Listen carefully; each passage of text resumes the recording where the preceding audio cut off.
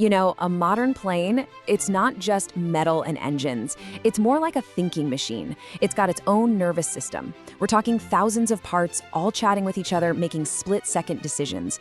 So today, we're going to dive into how that nervous system actually works, how it's changed over the years. Let's get into it. Okay, so think about it. How do all these thousands of parts in a jet talk to each other? And not just talk, but do it instantly and flawlessly. You've got the pilot's controls, the engines, the navigation, the landing gear. I mean, everything is constantly shouting and listening for information. So how do they stay in sync? How do they have this perfect conversation when, lives are literally on the line? Well, the secret sauce is something called a data bus. Right, so an avionics data bus. The easiest way to think about it, it's the plane's internal network. It's its central nervous system. It's the superhighway where all the really important data travels. But here's the thing, it's not just one road that stayed the same. As planes got way more complicated, these data highways had to get a major upgrade. We're talking wider, faster, and a whole lot smarter to handle all that traffic. All right, let's start at the beginning. Our journey kicks off with the OG, the absolute bedrock of avionics communication, a standard that for decades pretty much ran the show up in the sky. It's called ARINC-629. This thing was the original workhorse, the tech that really truly made the modern jet age happen. So what's the big idea with ARINC-629? It's simple, really. It was a one-way street. We're talking a simplex system, which is just a fancy way of saying data only flowed in one direction. You had one transmitter, basically broadcasting its message, and up to 20 other systems, the receivers, just listening in. It's kind of like a radio station, right? One person talks, everyone else listens. It's a monologue, not a conversation. But that simplicity, that's what made it so unbelievably reliable. And who was tuning into this monologue? Oh, just all the important stuff. The flight management system broadcasting nav data, the inertial reference system sharing the plane's exact position, the autopilot, the thrust management, they were all listening all the time. It was like the digital heartbeat of the entire aircraft. But progress, right? As these incredible new planes like the Boeing 777 started coming online with all their super integrated systems, that one-way monologue just wasn't going to cut it anymore. The systems didn't just need to listen, they needed to talk back. It was time for a real two-way conversation up there. And that brings us to ARINC-629, which was a total game changer, built just for the 777. Look at this jump. First off, it's bidirectional, a two-way street. And instead of just one talker, you could have up to 131 different parts all talking and listening on the same network. Now, how do you stop that from being total chaos? Well, it used this really clever time-based system. Basically, every part got its own little scheduled time slot to speak, so nobody talked over anybody else. Super smart.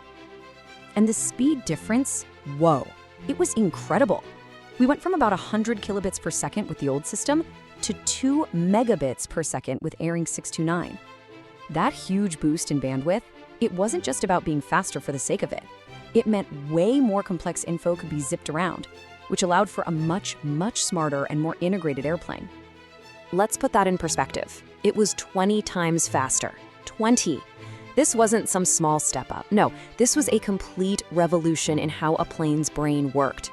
It totally opened the door for the kind of automation and integration that made the 777 so groundbreaking.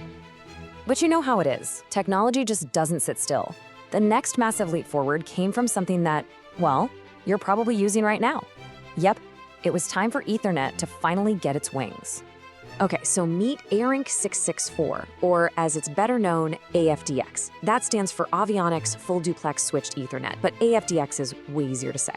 This is the magic behind giants like the Airbus A380 and the Boeing 787 Dreamliner. And what is it really? At its core, it's a super specialized, super reliable version of the exact same Ethernet that's plugging your computer into the wall. And the speed? Just look at that number. 100 megabits per second? Let that sink in. We went from 2 megabits per second all the way to 100. That's a 50 times increase in speed. The data firehose was just blown wide open. It meant these incredibly complex systems could talk to each other without even breaking a sweat.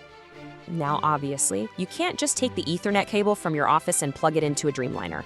AFDX is like Ethernet on steroids. It's built for mission-critical stuff. For one, it uses something called deterministic timing, which basically guarantees data shows up exactly when it's supposed to, down to the microsecond. Because when you're flying, a message that's a tiny bit late is a huge problem. It's also got massive redundancy built right in, so there's no single point of failure. That's how you take everyday tech and make it tough enough for aviation. But wait, the story of everyday tech ending up in the cockpit doesn't stop there. The next twist in the tale involves something you might remember from back in the day. Think old video cameras or those first external hard drives. It's a wild crossover from the consumer world to the cockpit. So where did this next big thing come from? You'd think some top-secret aerospace lab, right? Nope, it came straight from the cutthroat world of consumer electronics. Get this, it's FireWire. Remember FireWire? Also known as IEEE 1394. Yeah, that high-speed cable we used to connect our camcorders to our computers to edit home movies. That's the one. But some really smart aerospace engineers looked at it and saw its potential. Why? Because it was fast, it was super reliable, and it was great at handling errors. So FireWire basically lives this crazy double life in the sky. On the one hand, you'll find it running the in-flight entertainment system, streaming movies to your seat on a normal passenger jet.